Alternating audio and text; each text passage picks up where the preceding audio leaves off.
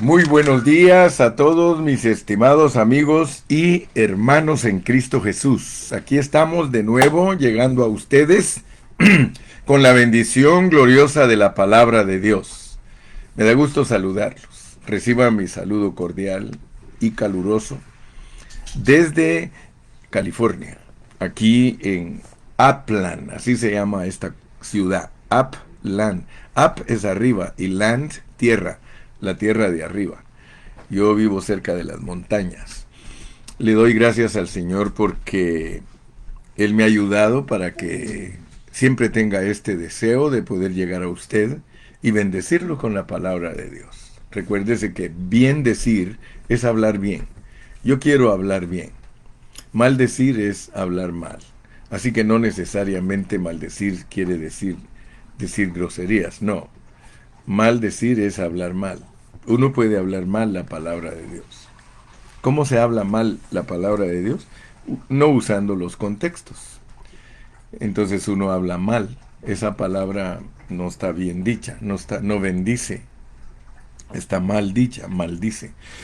Entonces, hoy le quiero dar gracias a Dios porque ya terminé los 10 aspectos.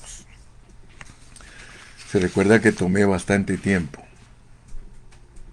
para hablar de los 10 aspectos que nos presenta la palabra de Dios en el Antiguo Testamento. Y lo lindo es que yo le mandé un resumen en mi página de Pan de Vida. Ahí está el trabajo de Dios. Si usted abre su Facebook, yo aquí lo tengo, mire. Si yo abro mi Facebook aquí en Pan de Vida, aquí les puse lo que es el trabajo de Dios. Mire, ahí dice el trabajo de Dios, de acuerdo a Juan 5:17, nuestro Padre Celestial trabaja y el Señor Jesucristo también trabaja. El trabajo de Dios en el Antiguo Testamento. En el Antiguo Testamento, el trabajo de Dios está enfocado en 10 aspectos o 10 puntos. Usted llámele como quiera. 10 puntos, 10 aspectos, 10 formas. El trabajo de Dios en el Antiguo Testamento. Y lo primero que nos muestra el Antiguo Testamento es lo que Dios hizo en la eternidad pasada. Lo que Dios hizo en la eternidad pasada. Eso ya lo aprendimos, que se llama la creación. Es el punto número 1. Dios nos muestra por medio del Antiguo Testamento como una metáfora lo que Él hizo antes de fundar el mundo. Usted lee cuidadosamente Génesis 1. Usted le pide a Dios, Dios mío, abre mi entendimiento. Y Dios le muestra que en el principio, creó Dios los cielos y la tierra. En el principio, pero ese principio, a pesar que muchos dicen que es el principio del tiempo, no es el principio del tiempo. Porque usted sigue leyendo, dice, en el principio creó Dios los cielos y la tierra estaba desordenada y vacía. Solo nos está relatando que en determinado principio Dios creó los cielos y la tierra, y recuérdese que crear algo es hacer algo de la nada. De la nada Dios creó los cielos, de la nada Dios creó la tierra. No le estoy diciendo que la hizo, porque luego cuando ya la hace visible, cuando Él hace visible los cielos, el universo, etcétera, etcétera, etcétera, entonces Él lo hizo.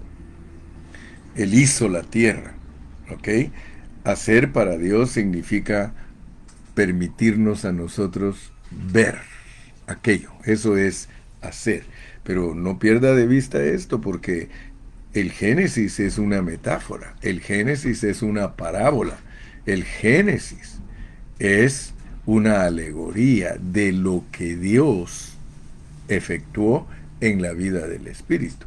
Si usted entiende de esta manera, la Biblia se le va a abrir, porque entonces usted no va a tomar el jardín del Edén como la creación, sino como la hechura. Dios nos pone un jardín del Edén, pero eso es para mostrar su creación. O sea que el hombre que fue creado en la vida del Espíritu, lo hace Dios en la vida física y lo forma del polvo de la tierra. Muy importante que usted entienda eso. Por eso le expliqué que el punto número uno, el aspecto número uno del trabajo de Dios en el Antiguo Testamento es la creación. Segundo, la hechura y formación, porque luego nos relata todo lo que él tenía en su corazón y en sus pensamientos. Como el dibujante lo plasmó el dibujo en el papel, así nos está mostrando Dios todo lo que él ha creado y lo muestra hecho y formado. Por eso tenemos el segundo punto, hechura y formación. Tercer punto, Dios nos muestra un proceso allí mismo en las figuras, porque todo es figura. Mire, todos los estudiantes de semiótica, que es la ciencia de interpretar señales, todos ellos explican claramente la Biblia y especialmente el Antiguo Testamento, el Pentateuco, como puras figuras, puras fotografías de algo que en el Nuevo Testamento es espiritual. Por eso el proceso que nos muestra en una forma estructural, yo le dije esto en su determinado tiempo, que la Biblia está estructurada, o sea que a veces 10 versículos dicen todo el plan de Dios de eternidad a eternidad. A veces en un solo versículo está incluido todo el programa de Dios de eternidad a eternidad. A veces 10 capítulos, a veces 3 capítulos. Esa es la estructura de la Biblia. Y por eso el tercer punto que le pusimos proceso es una estructura. ¿Por qué? Porque Dios primero pone a Caín y a Abel para enseñarnos que él rechaza y él acepta. Rechaza a Caín y acepta a Abel. Luego nos pone a un Enoc que lo traslada. Eso es un arrebatamiento. O sea que en el proceso del cristiano que está en figura aquí, como lo estoy explicando, él rechaza y acepta Caín y Abel, traslada a Enoc y luego muestra juicio a Noé, creyentes pasados por tribulación, pero guardados. Noé es tipo de los creyentes que pasan por la gran tribulación porque él estuvo aquí en el diluvio, pero él estuvo guardado en el arca. Amén. Usted puede alcanzarlo a ver. Entonces Dios nos muestra también, aparte de que Él nos mostró la creación, Él nos mostró la hechura y la formación, nos muestra un proceso en una pequeña estructura. Y por eso usted al leer Hebreos capítulo 11, ahí del primero que le hablan es de Abel, dice por la fe Abel. Luego le dicen que por la fe Enoc y también le dicen que por la fe Noé. Y hasta después de Noé, Dios habla por la fe a Abraham. ¿Se da cuenta? Entonces, cómo Dios hace diferencia entre los primeros 11 capítulos de Génesis, por medio de Abel, Enoc y Noé, y luego en el capítulo 12 en adelante ya toma en cuenta a Abraham. Y todas esas son figuras, son fotografías de todo lo espiritual que Dios tiene proyectado hacia el Nuevo Testamento. Entonces, luego después de eso tuvimos el punto número 4 o aspecto número 4, que es llamados. Y por eso le dije que entre el punto 3 y el punto 4 hay 11 capítulos de Génesis y el llamado empieza en el capítulo 12. Después de eso encontramos la promesa y bendición. Dios le dio una promesa a Abraham y le dijo que la bendición sería que toda la gente recibiría el Espíritu Santo. Esa fue la promesa de Dios, que por medio de su simiente vendría Cristo. Cristo es la bendición. El cumplimiento de la promesa es una bendición y la bendición es Cristo. Ahora Cristo vive dentro de nosotros. Amén. Gracias que ya están compartiendo. Gracias, hermana Betty. Hermanos que me están escuchando, por favor compartan su página. En este mismo momento compártanla. Es necesario que compartamos porque no hay otra manera de predicar, hermano. Entonces voy por el punto quinto, que es promesa y bendición. Luego entramos al sexto punto, o al sexto aspecto, que es que condenó a Sodoma y Gomorra como ejemplos para que todos aquellos que viven impíamente se den cuenta que Dios envía juicios a esta tierra. Amén. El 7 fue escoger a Israel haciéndolo un tipo de la iglesia. Y eso debe sorprendernos, porque Dios usó a un pueblo, llamó a un pueblo, escogió a un pueblo para que fuera la fotografía, el tipo de la iglesia. Asuntos físicos con contenido espiritual. Número 8. Dios le dio la ley a Israel e hizo pacto con ellos. Mire, todo esto es el trabajo de Dios. Esto es un trabajo bien planificado, por eso le estamos diciendo que este es el trabajo de Dios en el Antiguo Testamento. Número 9. Le prometió a David que el rey de los escogidos, el rey de Israel, vendría como fruto de sus lomos y que sería el Mesías. El Mesías es el ungido es Cristo. Así que gracias a Dios que toda la palabra tiene una consistencia gloriosa y nos mantiene bien informados. Y por último el 10, que es prometió la venida del Evangelio de la nueva dispensación a través de los profetas entre su pueblo escogido. Ahí los profetas de ese pueblo escogido, allí ellos hablaron de antemano que vendrían las buenas nuevas. Bueno, entonces eso nos lleva a entender lo que es el trabajo de Dios en el Antiguo Testamento, desde la eternidad pasada y también en el tiempo. Amén. Y eso nos introduce entonces a algo que ahora vamos a estar comenzando a predicar. Yo no sé cuánto tiempo me va a ocupar, pero quiero hablar de 42 asuntos del trabajo de Dios en el Nuevo Testamento. Quiero volverle a refrescar. Hay 42 aspectos bien claritos en el Nuevo Testamento para la nueva dispensación. Y después que ya hayamos entendido los 42 aspectos, vamos a entender el futuro, porque Dios va a trabajar también en el futuro. Y vamos a estar viendo dos asuntos que tienen que ver con la eternidad futura. La Biblia termina con dos asuntos que tienen que ver con la eternidad futura. Por tanto, para tener un claro entendimiento del trabajo de Dios en ambos testamentos, porque esa es mi carga.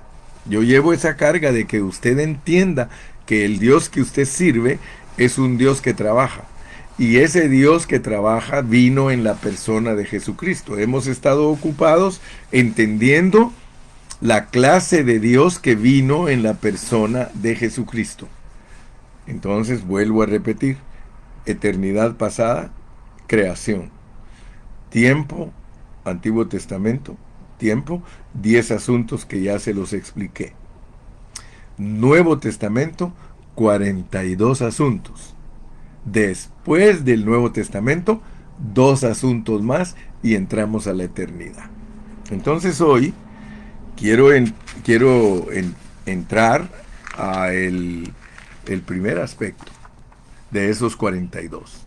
El primer aspecto de los 42 asuntos. O más bien dicho, miren, no quiero confundirme. El primer aspecto de los 42 aspectos que nos enseña el Nuevo Testamento. Usted dirá, bueno, el hermano Carrillo últimamente usa el 42. Sí, el 42 es un número muy importante.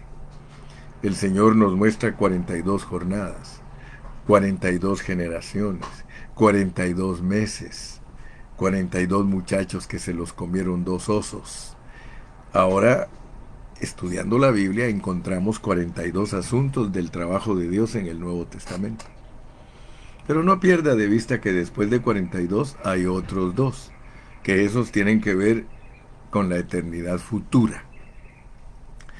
Entonces el primer asunto de estos 42, así lo pongo claro, es, y anótalo si quieres, Dios en su trabajo, Él envió a Juan el Bautista para preparar el camino para Cristo.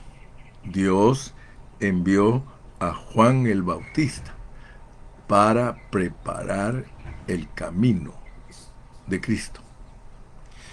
O sea que Dios usa de precursor a Juan el Bautista. Entonces no se le olvide que el Nuevo Testamento se llama Nuevo Testamento, nueva dispensación, porque Dios iba a comenzar algo totalmente nuevo. Muchos cristianos tienen un corazón, tienen una mente muy estrecha, un corazón en el que creen que Dios nunca va a cambiar las cosas.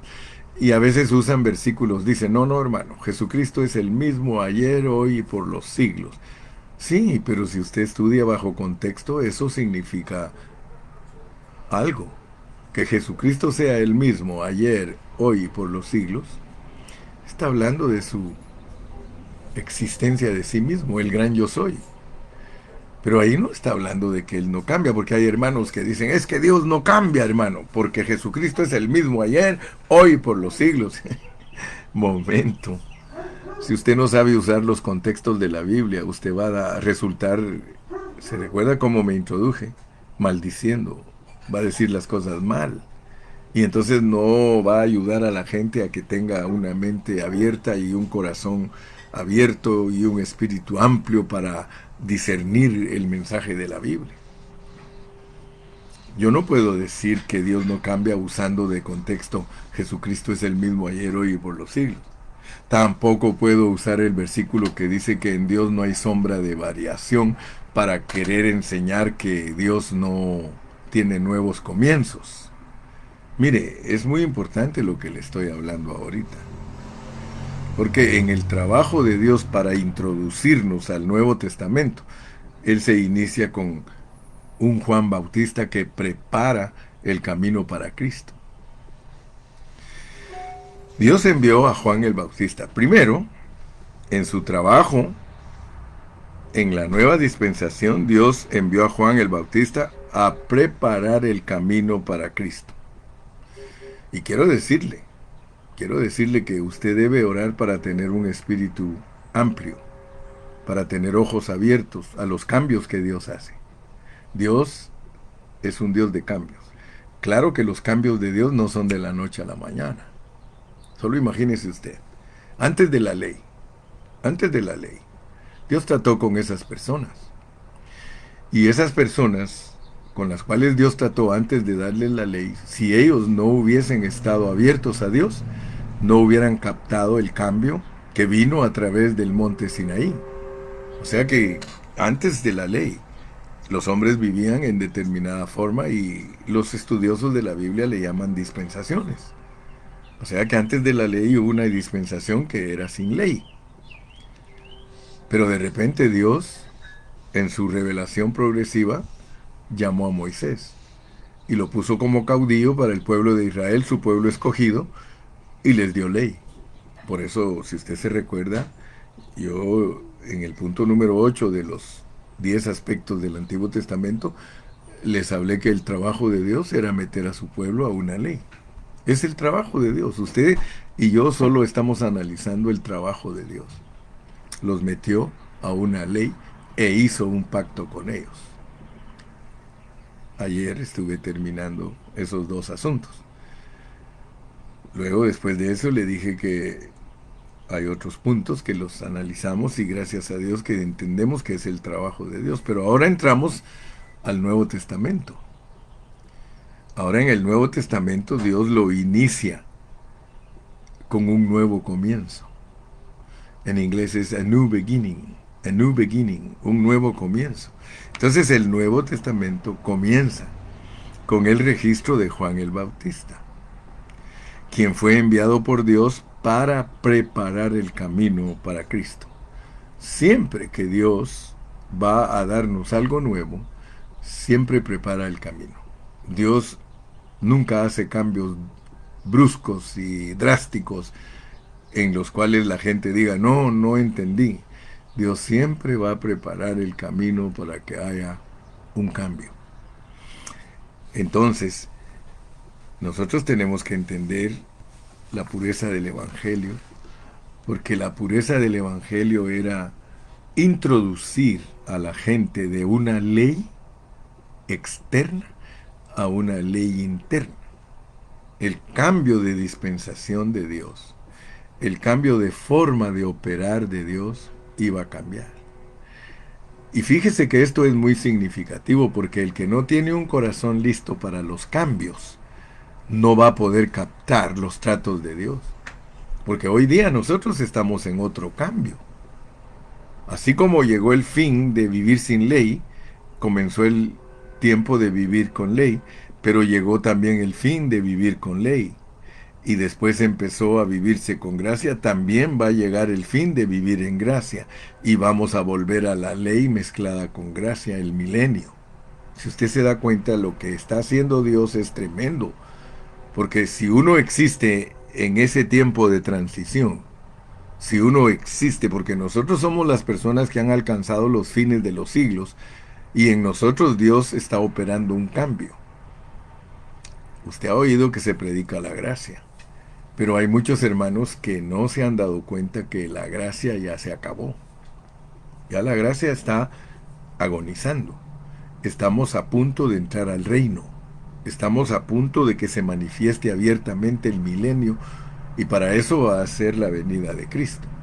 La venida de Cristo. Ahora, muchos están bien preocupados de la venida de Cristo física y no saben que la venida de Cristo es en, por y con. En, por y con. Así está revelado en la Biblia. Y por eso hay grupos. Por ejemplo, yo conozco pastores que eran amigos, bueno, yo no sé si todavía son amigos míos, porque algunos cuando cambian de forma de enseñar ya no quieren ni siquiera saludar al que no cambió con ellos, ¿verdad? Pero yo tengo un pastor amigo que él cambió, él dice que Cristo ya vino, aunque él no explica porque no saben explicarlo. Si lo supieran explicar, yo creo que la gente los entendería. Por eso a mí me gusta explicar. Si yo digo que Cristo ya vino, si yo digo que Cristo ya vino, más me vale que explique qué quiere decir eso.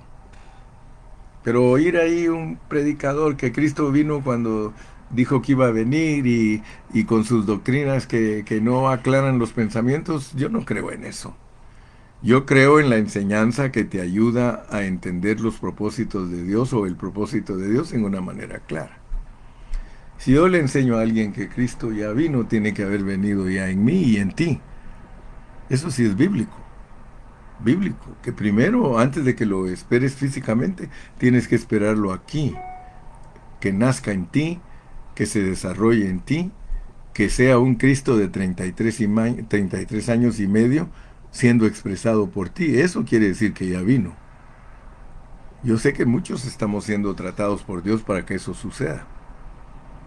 Eso es lo primero. Cristo en mí, la esperanza de gloria. Es el Hijo del Hombre. Por eso nos declaran a nosotros el Hijo del Hombre. El Hijo del Hombre es que Él no solo es Hijo de Dios, Él también nace de nosotros, pero un Cristo, de la misma manera que Dios puso a Adán de 33 años y medio en el huerto del Edén. Esa es la madurez. De esa misma manera tiene que nacer Cristo en nosotros, no del pesebre, no el Cristo de 12 años, sino un Cristo que está listo para ser crucificado.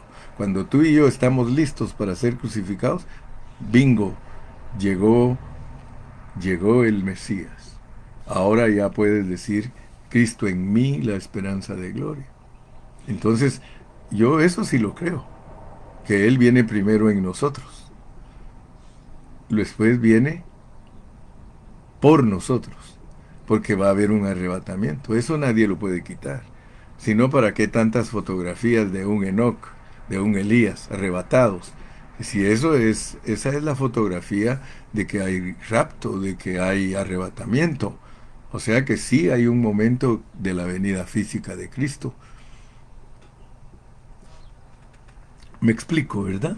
En, por y con. Cristo en mí, la esperanza de gloria. Luego que Él venga físicamente por nosotros para sacarnos del sistema, unos por resurrección y otros por transfiguración. Eso es bíblico, hermano. No hay pierde. Y el otro es con nosotros, en, por y con. Porque Él va a decidir en los aires, en el tribunal de Cristo, quienes se vienen con Él a reinar por 1000 años. Me explico, ¿verdad? Qué lindo, hermano. Mire, no hay complicación, no hay problema. Pero estamos aquí hoy estudiando el primer asunto de los 42 que Dios nos enseña. Y el trabajo de Dios es ese. Vamos a leer un poquito. Vamos a Juan, capítulo 1, para que nos vayamos introduciendo, porque solo de ese punto les voy a hablar hoy. Son 42 puntos.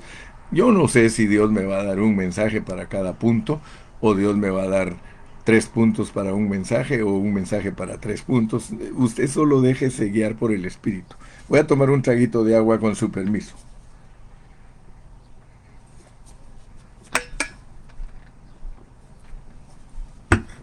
Ahora sí, ya tengo un poquito refrescada la garganta y vamos a seguir. Le dije que fuéramos a Juan. Y no pierda de vista, estamos en el primer punto del Nuevo Testamento, en el primer punto del trabajo de Dios, porque este es trabajo de Dios. Él es el que produjo todas estas circunstancias para introducirnos al Nuevo Testamento. Mire, dice en Juan 1, y vamos a leer versículos del 19 al 20. Dice mi hermana Sara Monsalvo, elevadísimo, elevadísimo. Sí, es que esto es elevado. Esto no es un evangelio, hermano, bajito. Este es un evangelio elevadísimo, porque este sí nos pone al día, nos pone en el propósito de Dios. Mire cómo dice Juan 1, 19 y 20. Este es el testimonio de Juan. Cuando los judíos enviaron a Jerusalén sacerdotes y levitas para que le preguntasen, ¿tú quién eres? Confesó y no negó, sino confesó, yo no soy el Cristo. Quiero que vean pues, Juan el Bautista es el que Dios usó para introducir la nueva dispensación. Y esto es precioso, porque siempre que Dios va a cambiar de dispensación, y por favor tenga claro este asunto, cambiar de dispensación sencillamente significa cambiar de administración, porque la palabra dispensación es administración. Dios iba a cambiar de manera de tratar con su gente. Él trató con el pueblo de Israel por medio de la ley de Moisés, pero de ahí dijo, se finí, se acabó, ya no más, ya no voy a tratar con la ley. Ahora vamos a seguir hacia adelante. Ahora vamos a tratar con la gente por medio del Evangelio, del Nuevo Testamento, que ya no es dar leyes externas, sino que es dirigir a la gente desde su interior. Mira qué tremendo, hermano. Mira qué tremendo, por favor. Dios en determinado tiempo dirigió a la gente con leyes escritas, con leyes exteriores, amonestando, corrigiendo, regañando, etcétera, etcétera, etcétera. Pero como su revelación es progresiva, Él no se quedó en esa administración vieja. Él ya había administrado a su pueblo sin ley. Luego Él administró a su pueblo con ley externa. Pero ahora dice, esto va a mejorar. Ahora ya no los quiero dirigir bajo un viejo pacto que es de letra. Ahora quiero dirigirlos bajo un nuevo pacto que es del Espíritu, pero no del Espíritu Santo, del Espíritu de las personas. Esto es muy importante, hermano. Mire, no todos los evangélicos saben esto, hermano. Que este es el régimen nuevo, el régimen del Espíritu de las personas. Se puede decir con toda propiedad que el régimen viejo era de la mente de las personas. Mire qué diferencia. O sea que del alma de las personas. O sea que en el Antiguo Testamento se dirigían almas. ¡Wow! Esto es tremendo, hermano. Ahora ya no nos dirigen como almas, ahora nos dirigen como espíritus. Porque esto tenemos que entenderlo, hermano. Tenemos que entenderlo. Dios ya no quiere que estés escuchando mensajes para que mejores. Y ese es el problema que tienen la mayoría de cristianos al oír mensajes. Dice, ahora voy a cambiar. Ahora voy a hacer esto. Y mire, de verdad que los estimula la predicación y los hace salir de la reunión pensando en que tienen que ser mejores. Fíjese, fíjese qué tremendo cuando uno depende de una directriz exterior, de una dirección exterior. Y no lo digo para avergonzar a nadie, hermano, pero la mayoría de hermanos están siendo dirigidos por oír mensajes, por oír mensajes. Pero la Biblia no dice que la fe viene de oír mensajes. La fe viene de oír la palabra de Dios, es decir, que Dios te hable a ti en tu interior. De ahí es que viene la fe. Porque muchos dicen, sí, hermano, que escuche mensaje, para que así le venga fe. No, la Biblia es clara. La Biblia dice que la fe viene de oír la palabra rema de Dios, no el logos, la palabra rema de Dios. Si Dios no te habla a ti cuando predica el hermano Carrillo, pero no te habla internamente, entonces tú solamente eres un oidor olvidadizo. Dios nos abre la palabra. Dios nos está mostrando por medio de estas enseñanzas. Sí, mire, gracias Toñito. Necesitamos revelación, no sermones emocionales. Sí, hermano. Pero casi todos les gustan los sermones emocionales, cuando el pastor grita fuerte, hermano, o llora predicando. A la gente le encanta porque todo eso toca sus emociones, pero no toca su espíritu, sigue siendo el mismo diablo de siempre. Este es el testimonio de Juan cuando los judíos enviaron de Jerusalén sacerdotes y levitas para que le preguntasen, ¿tú quién eres? Fíjese que los religiosos, aquí usted puede ver a los religiosos, sacerdotes y levitas, porque ellos representan la religión de Jerusalén. Y por eso ellos estaban enojados, porque había uno que no se juntaba con ellos, que empezó a predicar. ¿Y qué empezó a predicar? Empezó a predicar que cambiaran de vida, porque tenían que nacer de nuevo para poder entender lo que se iba a enseñar. Hermano, ninguno que no ha nacido de nuevo me va a entender a mí. Para entender lo que el hermano Carrillo está predicando, usted tiene que haber nacido de nuevo. Por eso, ya en el capítulo 3 dice que lo que es nacido de la carne, carne es, y lo que es nacido del espíritu, espíritu es, y es el contexto de todo esto que estamos hablando. Entonces, por favor, yo quiero que usted se dé cuenta que, concerniente a sí mismo, Juan el Bautista dijo, soy una voz que clama en el desierto. Y todo es metáfora. Lo que ellos están hablando es metáfora. ¿Qué desierto? Él estaba literalmente en un desierto, pero no era lo que él quería que ellos captaran, sino que estaba usando el ambiente y las circunstancias para hablar de asuntos espirituales. Cuando apareció Juan el Bautista, él dijo que él era una voz que clama en el desierto. ¿Por qué? Porque si usted lee cuidadosamente la historia entre el último libro de el Antiguo Testamento y el primer libro del Nuevo Testamento, 400 años de silencio. Dios ya no habló.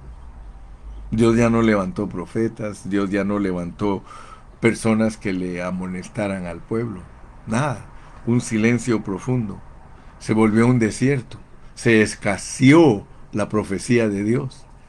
Ya no encontraba uno un Jeremías, un Isaías, un Ezequiel, un Daniel. Ya no hubo. Callado todo. Dios ya no habló. Entonces de repente aparece un hombre que es totalmente distinto a la religión oficial. Por eso la religión oficial es peligrosa. Porque la religión oficial la sella Dios, oiga bien, con su silencio. La religión oficial la sella Dios con su silencio. Mire cuántas religiones hay, mírelas. Y la religión se cree la mamá de Tarzán, quiero que lo sepas. Estoy hablando en alegoría. La religión se cree la mamá de Tarzán. Y la religión no reconoce a nadie que se levante diciendo algo distinto a ellos. Yo por eso no soy religioso, ni estoy moldeado a una religión tradicional. Yo no me parezco a nadie, hermano. Como dice esa canción, con nadie me compares. Yo no me parezco a nadie, hermano. Hablando estrictamente en mi vida espiritual, soy punto y aparte. Yo soy una persona que huyo de los conceptos religiosos. Yo quiero una pureza de la palabra de Dios. Cristo no es religión. Cristo no es dogmas. Cristo no es doctrinas. Cristo es una persona para ser experimentada. Para que yo llegue al punto de decir, con Cristo estoy juntamente crucificado y ya no vivo yo, mas vive Cristo en mí. Y no me importa a mí que yo no corro en la misma velocidad o en la misma forma de todos los demás. Pero soy cristiano. Soy cristiano. Y respeto a todos los cristianos también. Entonces, Juan el Bautista estaba preparando el camino a alguien. Y era al mero Cristo. Al mero mero. Él sabía que el Cristo que venía tras él era el que iba a entrar en las personas para que las personas fueran administradas y ministradas en una forma diferente. Ya no iban a ser ministradas en sus pensamientos, sino que iban a ser ministradas en su ser interior, en su espíritu. Porque no es lo mismo, hermano, a que uno lo regañen por fuera, a que lo regañen desde adentro. No es lo mismo que lo corrijan a uno desde afuera, a que lo corrijan a uno desde adentro. Dice mi hermana Luisa Hernández, amén, gracias Señor Jesús por hablarnos su palabra a nuestro espíritu. Esto es algo elevado, porque esto no es terrenal, todo lo de nuestro Padre es celestial, por eso nosotros somos espíritu. Somos hijos de nuestro Padre. Amén, qué lindo. Mire, qué suavecito. Ese es trigo limpio. Eso que la hermana habló es trigo limpio, pasado por pala y criba y soplado por el viento para quitarle toda la escoria, quitarle todo lo sucio. Dice Alejandra, necesitamos experimentar la cruz, la muerte de Cristo para vivir en resurrección y Cristo sea conocido, vivido y expresado. Amén, amén. Entonces, vamos a seguir leyendo porque le dije que hoy solo les voy a hablar de ese punto. Ya el tiempo está avanzando, casi se me termina el tiempo. Vamos a ir a Lucas 3.2. Lucas 3.2. Porque quiero que usted vea que cuando Dios va a ocasionar un cambio, cuando Dios va a cambiar de manera de administrar, lo va a hacer totalmente distinto a la forma que se venía haciendo. Por favor, capte esto. Por favor, aquí me detengo un ratito, capte esto. Siempre que Dios va a cambiar de dispensación, va a hacer algo totalmente nuevo, diferente, diferente. Ya no va a usar la misma base que puso al principio, va a usar otra base. Allá en el Antiguo Testamento la base era la ley de Moisés. Ahora dice ya no, eso lo vamos a poner a un lado, porque ahora vamos a entrar a una nueva dispensación, a una nueva economía, a una nueva administración. Y dice Lucas 3.2, y siendo sumos sacerdotes Anás y Caifás, vino palabra de Dios a Juan, hijo de Zacarías, en el desierto. Nota pues que siempre que Dios va a cambiar la forma de operar, tiene que enviar palabra profética. Tiene que enviar una palabra porque todos los cambios de Dios son de acuerdo a la palabra profética. Y en este caso, la palabra profética que Juan el Bautista comenzó en su ministerio en el desierto. Esto indica que la introducción de la economía del Nuevo Testamento por Juan no era accidental, sino que fue algo planificado por Dios y dicha de antemano por Dios a través de Isaías el profeta. Dios todo el tiempo avisa lo que va a pasar. Todo el tiempo dice lo que va a cambiar. El profeta Isaías profetizó que iba a venir el espíritu de Elías. Y el espíritu de Elías es Juan el Bautista. Juan el Bautista. Y ahí hay misterio. Ahí hay misterio, hermano. Porque si usted estudia profundamente eso, está diciendo en cierta manera que el que vino era Elías. Y les dijo, más adelante usted lo puede leer, y dijo, ya Elías vino e hicieron con él lo que quisieron, porque mataron a Juan el Bautista. Pero ahí en la Biblia da a entender que era Elías el que vino. O sea, como Dios tiene ese poder, Dios es el Dios de los espíritus. Mire, y por eso es que algunos creen en la reencarnación, ¿verdad? Porque si yo le digo a usted que Juan el Bautista era Elías, porque el espíritu de Elías vino en él. Entonces algunos dicen que era la forma en que era Elías. Otros dicen, no, no, dice Elías vino en él, y basan eso o usan eso para basarse, para decir que hay reencarnación. Y yo no me voy a meter ahorita a ese problema. Yo sé que con el tiempo Dios nos va a ir aclarando a nosotros todo el panorama, y lo vamos a poder ver cada día mucho mejor. Pero Dios sí tiene espíritus encarcelados. Dios tiene espíritus encarcelados que tienen que regresar. Yo creo con todo mi corazón que el anticristo es un espíritu que está encarcelado, porque es una persona malvadísima, pero tiene que regresar a terminar su trabajo, ¿va? Entonces no me quiero meter a problemas, solo por favor no me esté preguntando, no me diga que le hable de eso, porque no le voy a hablar de eso. Solo le estoy dando unas pringuitas, como dijo Brian, dijo, el hermano Carrillo dice, me pone cosas frente a mí para que yo las escuche y las aprenda, dice, y eso me abre mi entendimiento, y de repente dice, empiezo a pensar en cosas que no sé todavía no las sé poner en orden, no sé dónde colocarlas, pero Brian, Dios está contigo y Dios está conmigo, y Él nos ayuda a acomodar lo espiritual con lo espiritual. Pero sigamos adelante, pues, porque todo lo de Juan fue planificado por Dios. Él no era accidente, esto era un nuevo comienzo. Juan no comenzó su predicación desde el templo de la religión judía.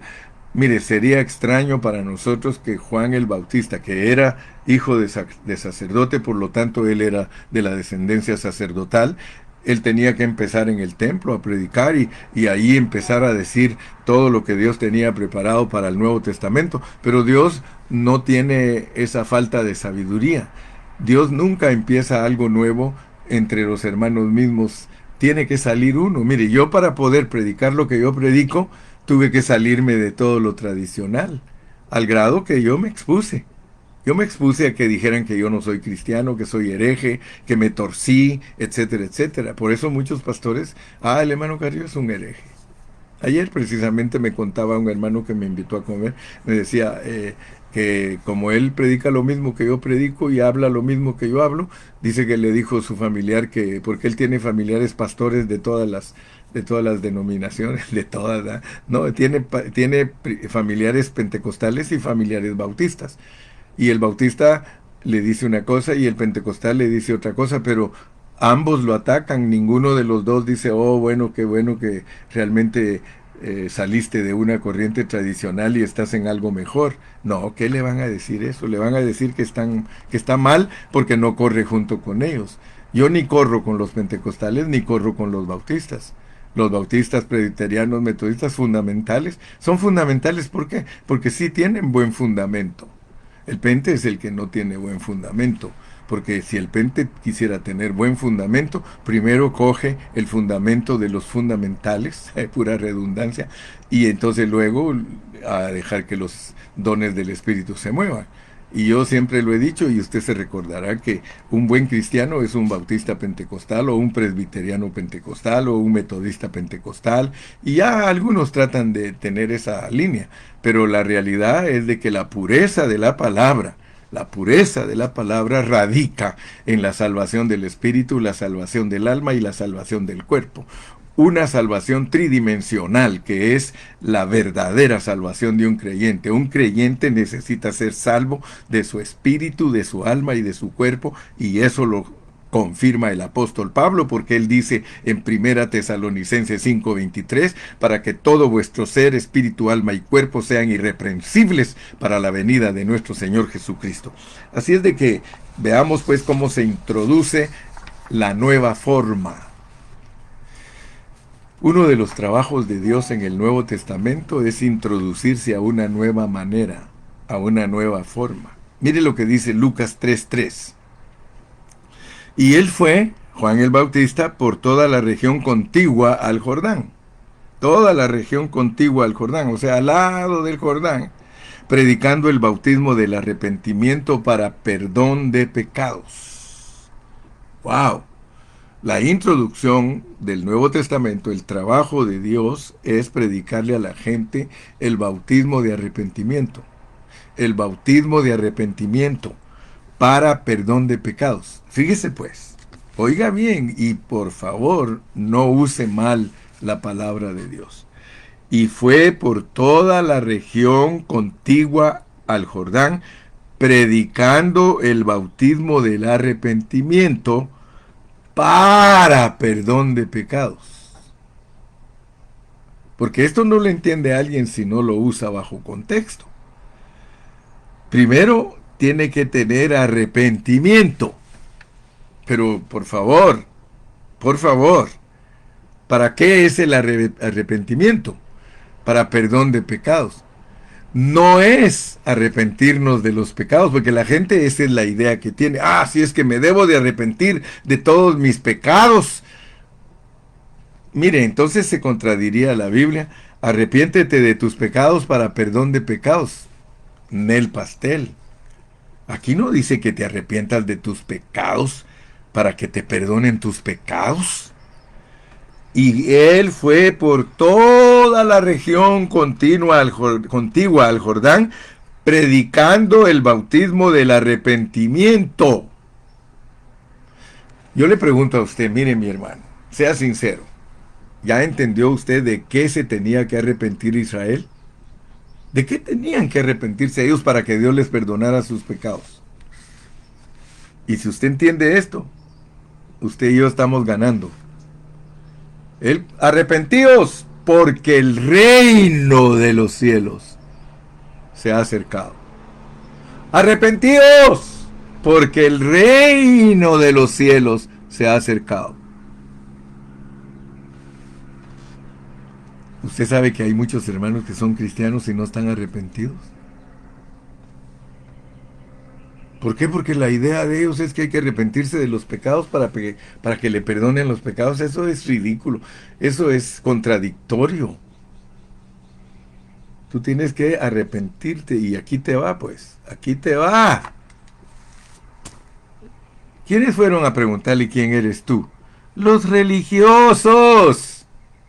Eran los religiosos sacerdotes y levitas que representaban la religión oficial.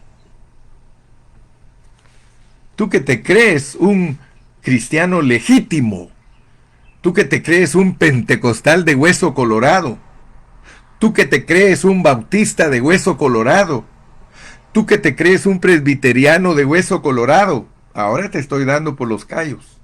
Tú que te crees un metodista de hueso colorado, tú que te crees un de la ciencia cristiana de hueso colorado, tú que te crees un testigo de Jehová de hueso colorado, tú que te crees un mormón de hueso colorado, tú que te crees un católico de hueso colorado, arrepiéntete de toda esa religión si quieres recibir perdón de tus pecados. ¿Te das cuenta? Esto es predicar el evangelio. Y no es para atraer gente nueva a Cristo. No, ellos no eran nuevos. El arrepentimiento del cual se ocupó Juan el Bautista es: ya dejen de ser religiosos, ya dejen de ser legalistas, ya dejen de ser toda esa gama de religiosos que condenan a la gente. Ya, acójanse al verdadero evangelio si quieren que sus pecados les sean perdonados. Desháganse ya. Por eso yo soy una voz que clama en el desierto, porque esto se volvió algo seco, esto se volvió algo que no tiene vida, esto se volvió algo que no comunica verdad. Yo espero, hermano, que en esta mañana, yo espero que en esta mañana captes. Sí. Te voy a hablar técnicamente. Si no hay arrepentimiento de religión, es imposible que entiendas que detrás de ese arrepentimiento viene una visitación genuina del Cristo. ¿Por qué crees que muchos hermanos no progresan en su vida espiritual? Porque no se arrepienten de todas sus creencias. Y mucho cuidado, porque a veces creemos que nuestra creencia es superior al Cristo. Según ellos, su creencia era superior a lo que estaba predicando Juan el Bautista. Por eso estaban, mira, mira, ¿quién eres tú? ¿Quién eres? Porque yo quiero decirte que la religión no acepta a los don nadies. Y yo ni soy famoso ni quiero ser famoso. Y por eso me guardo. Y a veces me dicen, hermano, pero es que usted puede tener una mega iglesia con todas esas enseñanzas. Sí, pero no quiero eso. Yo quiero honrar a Cristo. Yo quiero ser un Juan el Bautista. Yo quiero que en medio de este sequedal en donde no hay entendimiento correcto de la verdad en su pureza, yo ser uno que es una voz que clama en este desierto. Y mañana vamos a seguir porque hay que enderezar el camino, hermano. Ay, Señor Jesús. Por hoy pues se me acabó el tiempo. Pero primeramente Dios, sigo mañana. Y todavía te predico mañana y el miércoles porque ya el jueves estoy en Pachuca. Así que primeramente Dios, todo esto va a seguir creciendo como la ola que va creciendo para que se pueda hacer surf.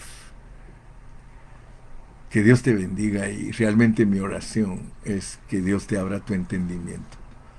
Porque si Dios te abre tu entendimiento, tú vas a entender las transiciones de Dios. Porque nosotros ahora, después de más de 2000 años de gracia, tenemos que captar la transición, porque ahorita ya estamos, pero así, mira, un pelito de que se establezca el reino de Cristo. Ya estamos así, mira, un pelitito a que el Señor establezca su reino aquí en la tierra.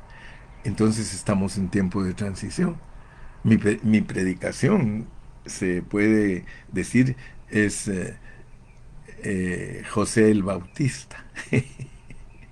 Yo traigo un espíritu para poder exhibir la grandeza de Dios en este tiempo. Porque el que no esté listo no va a salir del desierto. El que no esté listo va a seguir en esa religión vieja y viciada que se llama iglesia tradicional, sea de la gama que sea y del color que sea y de la denominación que sea. Tú perteneces, si eso defiendes, tú perteneces a algo que está en contra de la transición y cambio de lo que Dios quiere hacer en tu vida para que participes en lo que sigue,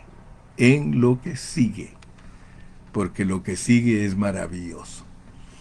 Hasta mañana.